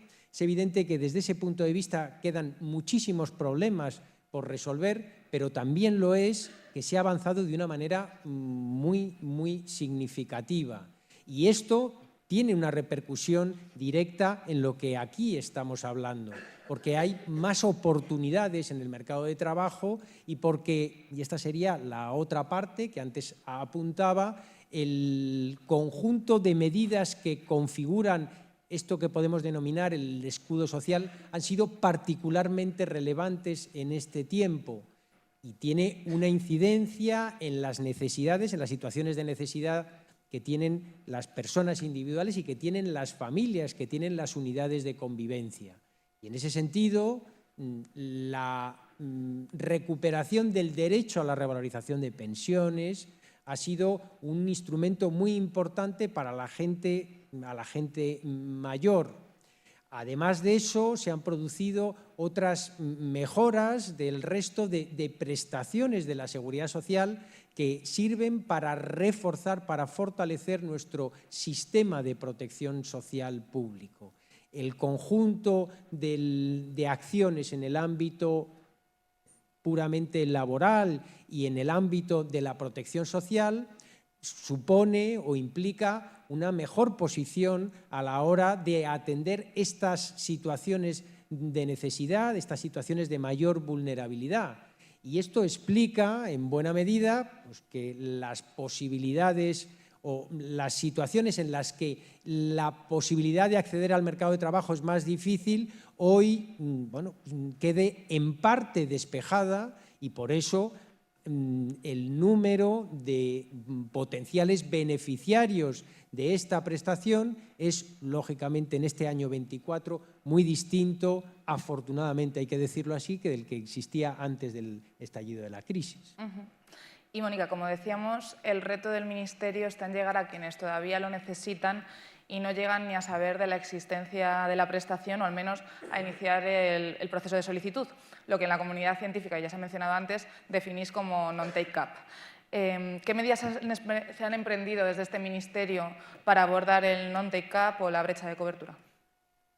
Bueno, pues sí, evidentemente el problema de lo que llamamos brecha de cobertura, que la ayuda no siempre llega a las personas que son elegibles, esto de hecho es una problemática a nivel internacional. Hay una literatura bastante amplia que documenta y aborda los motivos y lo pone de relieve en su contexto internacional. Estas brechas de cobertura suelen ser más amplias en prestaciones nuevas, y también en aquellas cuyo público objetivo son los colectivos vulnerables, ¿no? y ambas cuestiones coinciden en el ingreso mínimo vital. Aún así, nuestras tasas de falta de cobertura están en el entorno de países de nuestro entorno, pero yo siempre digo que aunque las tasas es importante documentarlos, pero aunque fuesen una persona solo o dos, que son muchas más, pero aunque fuesen pocas, eso ya sería suficiente para que redoblásemos nuestros esfuerzos y para asegurarnos que llega a todas las personas que realmente lo necesitan y tienen derecho a ello. Desde el Ministerio esto ha sido uno de los focos de trabajo más importantes en la pasada legislatura y lo sigue siendo. Se han hecho innumerables acciones. Aquí tenéis el QR para descargaros el archivo, el fichero o el documento, que refleja todo ese abanico de cambios. Ha habido desde cambios en la ley o en cambios normativos para flexibilizar el acceso a la prestación, incluso para personas que no tienen certificado digital o clave, pueden acceder a hacer la solicitud con un selfie y mostrando su DNI. Han sido cambios que parecen pequeños, pero han sido pasos firmes para hacerlo más accesible a las personas. Ha habido también cambios legales para abrir el registro de mediadores, permitir que entidades del tercer sector y trabajadores sociales pudiesen certificar casos especiales de vulnerabilidad para que su prestación y su tramitación de su ayuda pudiese recoger ese amplio abanico de circunstancias que muchas veces tienen las personas con dificultades económicas. Se han realizado un gran número de campañas de comunicación y de nuevo somos conscientes de que tenemos que redoblar los esfuerzos, pero este documento refleja y relata todo lo que se ha hecho.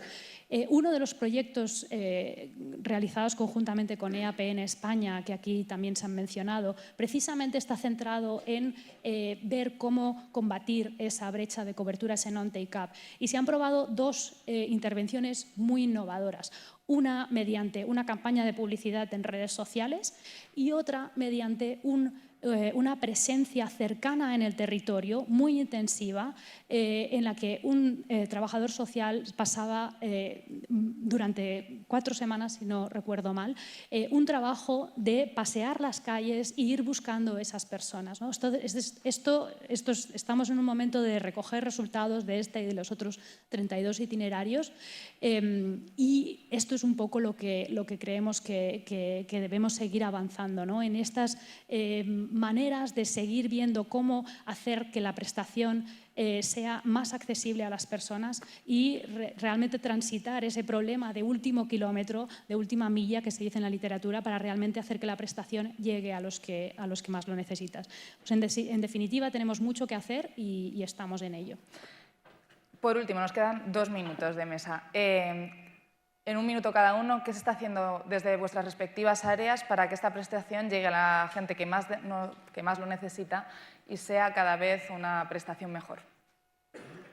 Sí, pues muy brevemente, yo hablaría de 3 tipos de actuaciones. Primero, el refuerzo, la mejora de la atención.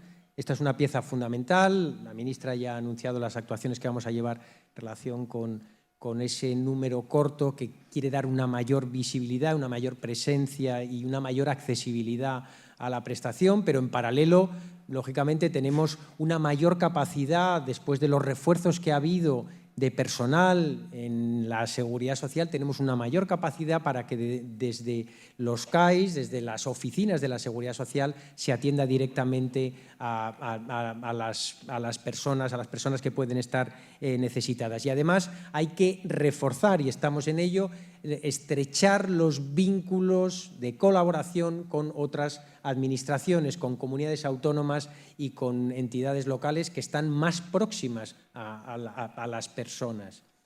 En segundo lugar, también lo has apuntado, Mónica, hay un compromiso de reforzar, de ampliar la información y de mejorar la transparencia. Hemos trabajado durante mucho tiempo en la puesta en marcha de esta prestación y creemos que ahora mismo tenemos que hacer un esfuerzo por ampliar el conocimiento para que todos los actores, todos los organismos, entidades que puedan tener interés en conocer cuáles son las tripas de la prestación tengan acceso a ella. Es una manera de lograr una mayor complicidad del conjunto de la sociedad con la política y con el desarrollo de esta política. Y además, y esta sería la tercera acción, queremos trabajar también en impulsar cambios normativos que puedan favorecer una mejor articulación, una mayor efectividad en la aplicación de esta política a través de una vinculación más directa, más efectiva con las prestaciones de desempleo y lo que es el tránsito de una prestación a otra, o incluso el que desde la Administración tengamos una mayor capacidad para poder adelantarnos y para poder de alguna manera automatizar el acceso a la prestación en aquellas circunstancias que lo justifiquen. Gracias, Borja. Bueno, reforzando lo que decía Borja, este nuevo equipo tiene el compromiso de seguir mejorando y aspirar a tener la mejor prestación posible. En el último mes y medio estamos teniendo reuniones técnicas con comunidades autónomas, ayuntamiento, tercer sector, otros Estados miembros de la Unión Europea, organismos multilaterales, con el fin de estudiar con profundidad qué ámbitos de mejora podemos impulsar para que el ingreso mínimo vital llegue a más personas y se adecúe mejor a su vida. Entonces, solo remarcar ese compromiso, también las vías de comunicación. Y hay dos líneas principales de trabajo que queremos investigar y estamos todavía en fase de análisis. Una es buscar vías que el IMV se adecúe mejor a la realidad económica de las personas con mayor flexibilidad en su día a día. Y la otra es buscar un IMV que también sea más flexible a la hora de entender los cambios en la unidad de convivencia. Somos conscientes de que son colectivos con problemáticas complejas y que sus unidades de convivencia muchas veces lo reflejan. Entonces, estamos estudiando en cuál es la mejor vía. Pero es importante reforzar, y ahí concluyo, que este análisis requiere un análisis muy pausado, muy profundo, en base al análisis de datos y en base a las mejores prácticas a nivel internacional. Estas son cosas que llevan su tiempo, pero confiamos en que después de este estudio vamos a seguir avanzando en una prestación que esté en la frontera de lo que aspiramos y en el mejor ingreso mínimo vital a nivel internacional. Y además, como recalcando lo que ya también había dicho la ministra, con un compromiso de mayor claridad, estamos revisando nuestras páginas web, nuestros formularios para que el lenguaje sea más claro, comprensible por todos. A veces el lenguaje administrativo es un poco farragoso y estamos intentando limar toda esa parte, ¿verdad? Así que nada, gracias a los dos por acercarnos la parte técnica y científica de la medida, que le da un valor inestimable, la verdad, de forma tan didáctica. Se nota que sois profesores los dos. Y con ello damos por finalizada la mesa. Gracias.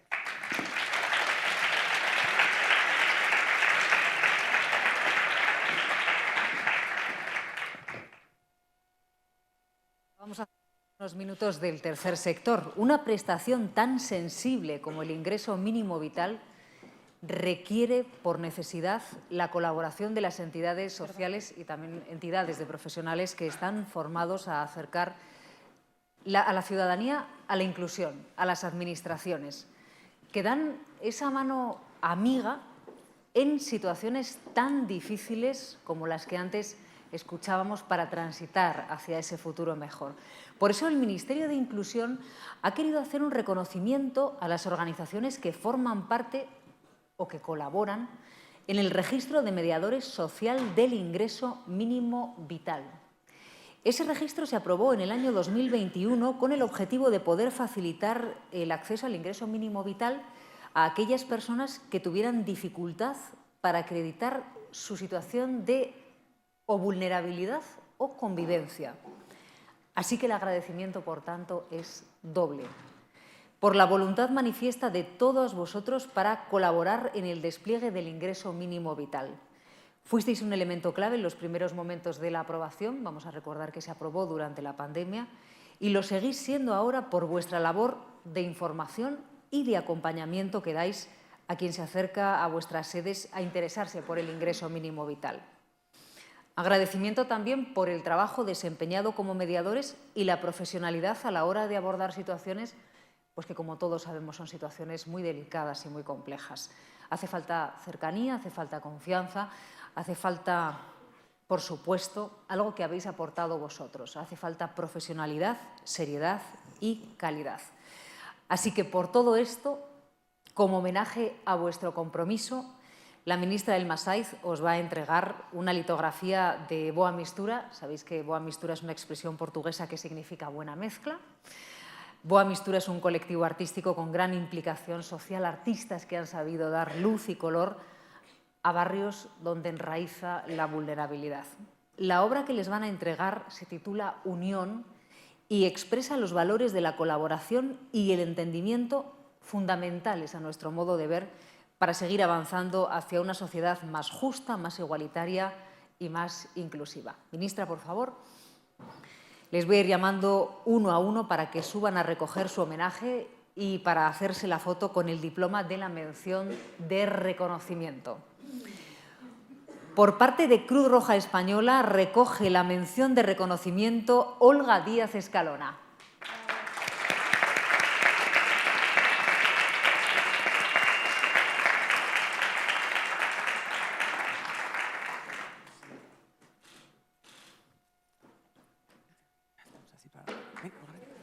Ven aquí, ven aquí, ven aquí, ven aquí. Mira.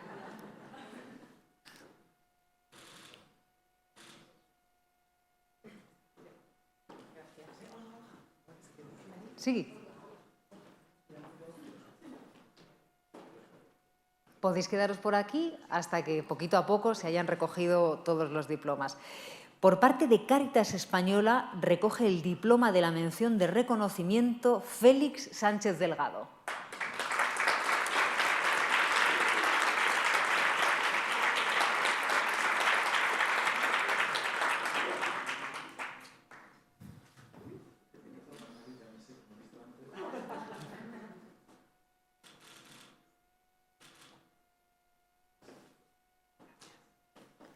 Enrique Barbero Rodríguez recoge por parte de ACCEM el diploma de la mención.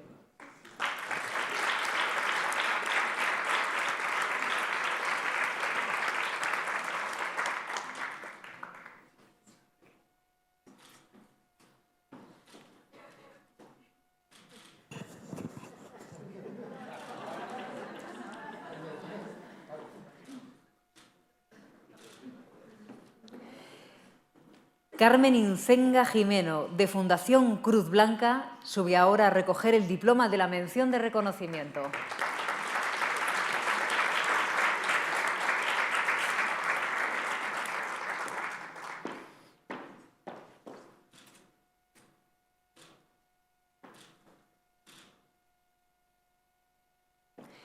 Por parte de COCENFE, Confederación Española de Personas con Discapacidad Física y Orgánica, recoge este reconocimiento Daniel Aníbal García Diego.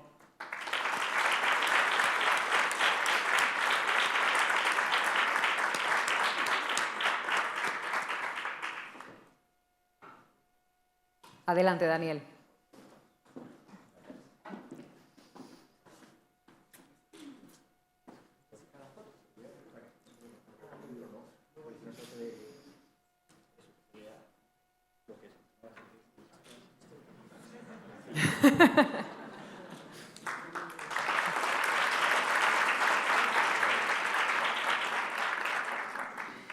Gema Gallardo, de Provivienda, recoge ahora el diploma de la mención de reconocimiento.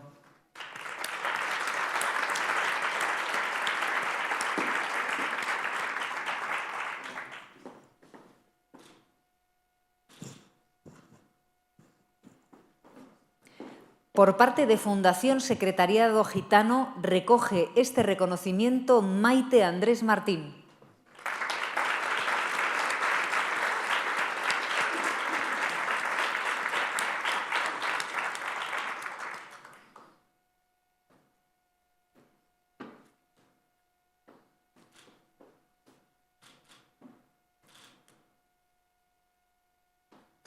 Se reconoce ahora la labor de la Fundación CEPAIN, Consorcio de Entidades para la Acción Integral con Migrantes. Invitamos a subir al estrado a Juan Antonio Segura Lucas.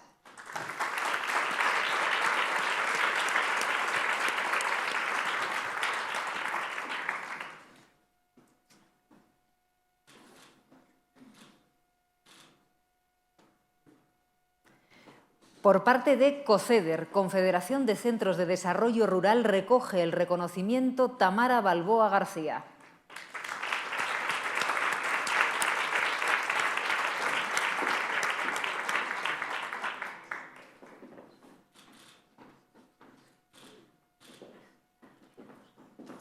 Por parte del MPDL, Movimiento por la Paz, el Desarme y la Libertad, recoge el diploma de la mención de reconocimiento Gloria Bombín.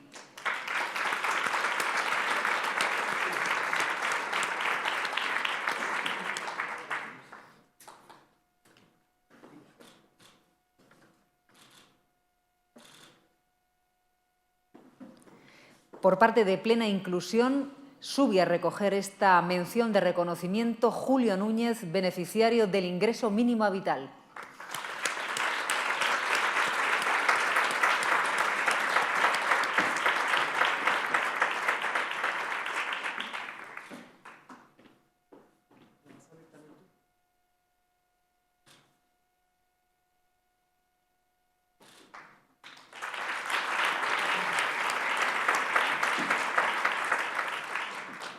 Ahora recoge la mención de reconocimiento por parte de Hogar Sí José Manuel Carballol Bartolomé.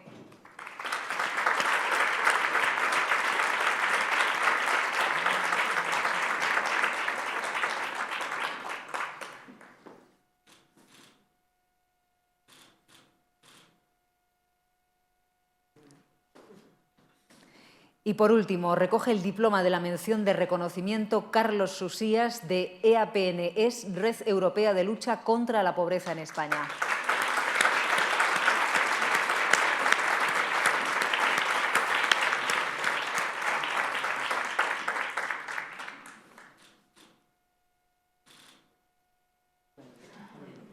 Ahora sí, os invito a todos a acercaros para que podamos hacer la foto de familia.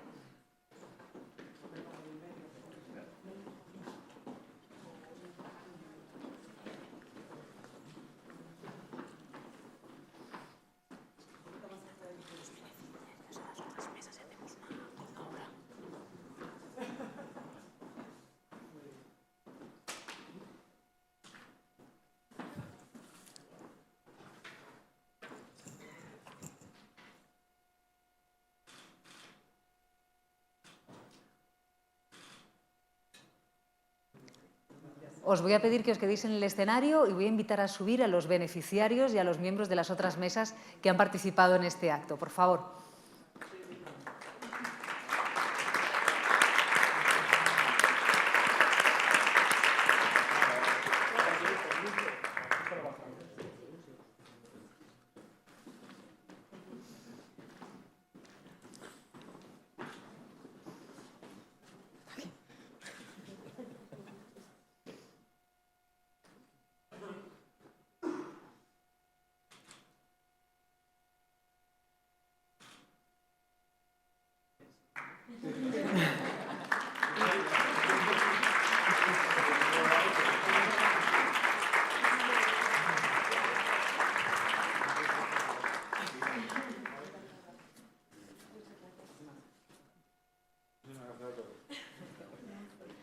Voy a dar, mientras poquito a poco os vais ubicando en vuestros asientos, voy a dar paso a la ministra Elma Saiz para que proceda a cerrar el acto. Ministra.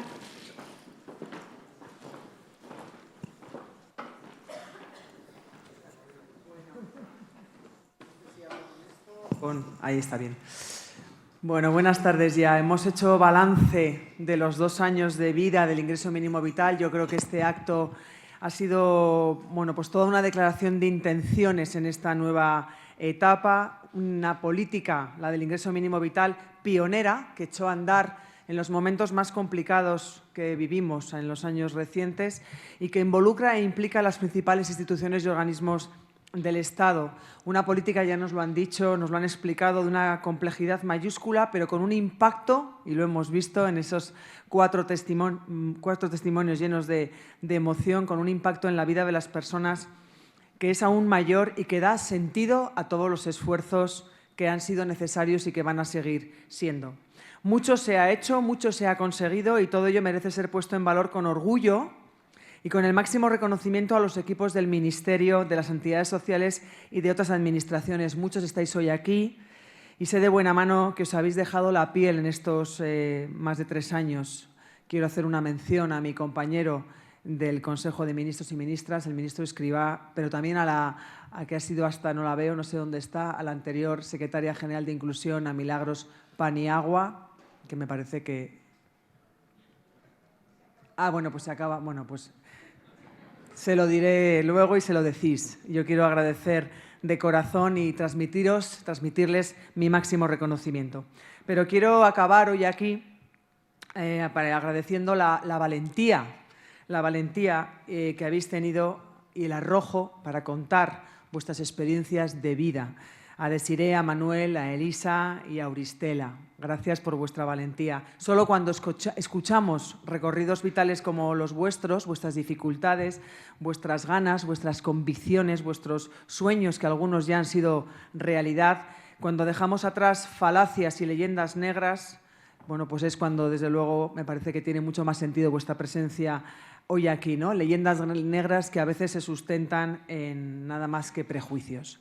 Por eso sois los que dais sentido a este evento y al ingreso mínimo vital. Y de corazón, como madre, como mujer trabajadora, espero que cada vez conozcamos a más Desirés, a más Manueles, a Auristelas y a más Elisas que nos inspiren con testimonios como el que nos habéis contado hoy. Gracias por subiros al escenario, que ha sido un acto de generosidad y de las organizaciones que os acompañan en vuestro camino. Siempre decimos que el ingreso mínimo vital no es un punto de llegada, sino un camino, una palanca para transitar hacia la inclusión. Por eso, en el Ministerio, lo habéis visto, no damos para nada por finalizada la tarea. Al contrario, por eso el título de esta mañana, ¿no? Una política más viva que nunca. Continuamos el camino y el despliegue de esta política. No nos vamos a quedar parados en el conformismo y en la autocomplacencia, a pesar de que también hay que reconocer que todo lo conseguido en un tiempo récord y con muchísimos elementos a la contra, también hay que ponerlo en valor. Pero estamos y vamos a seguir estando abiertos a escuchar, a analizar con la mayor sensibilidad, con la mayor empatía posible las demandas, las solicitudes de la sociedad. Iniciamos una nueva etapa que estará dirigida por un plan integral de accesibilidad, una hoja de ruta que va a marcar el camino para llegar a quien más lo necesite con más agilidad, con mayor cercanía y con mayor transparencia. Tenemos mucho por contar, el ingreso mínimo vital tiene mucho por contar, mucho por hacer. Estamos en una política que lleva un 3er aniversario y que, como os decía, está más viva que nunca. Muchísimas gracias por estar hoy aquí y este aplauso que estoy convencida que vais a dar es para todos vosotros y vosotras. Muchas gracias.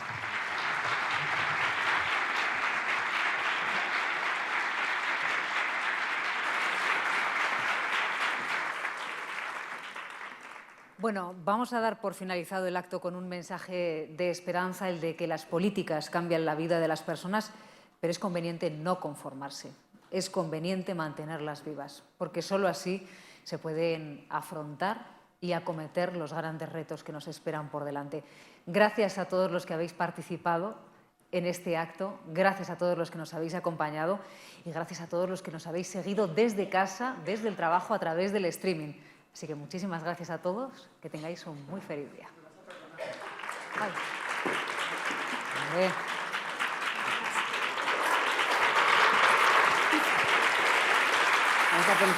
Claro. Yo también lo quiero desplegado.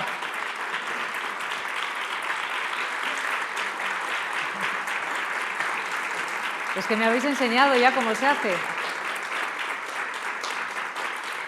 Gracias.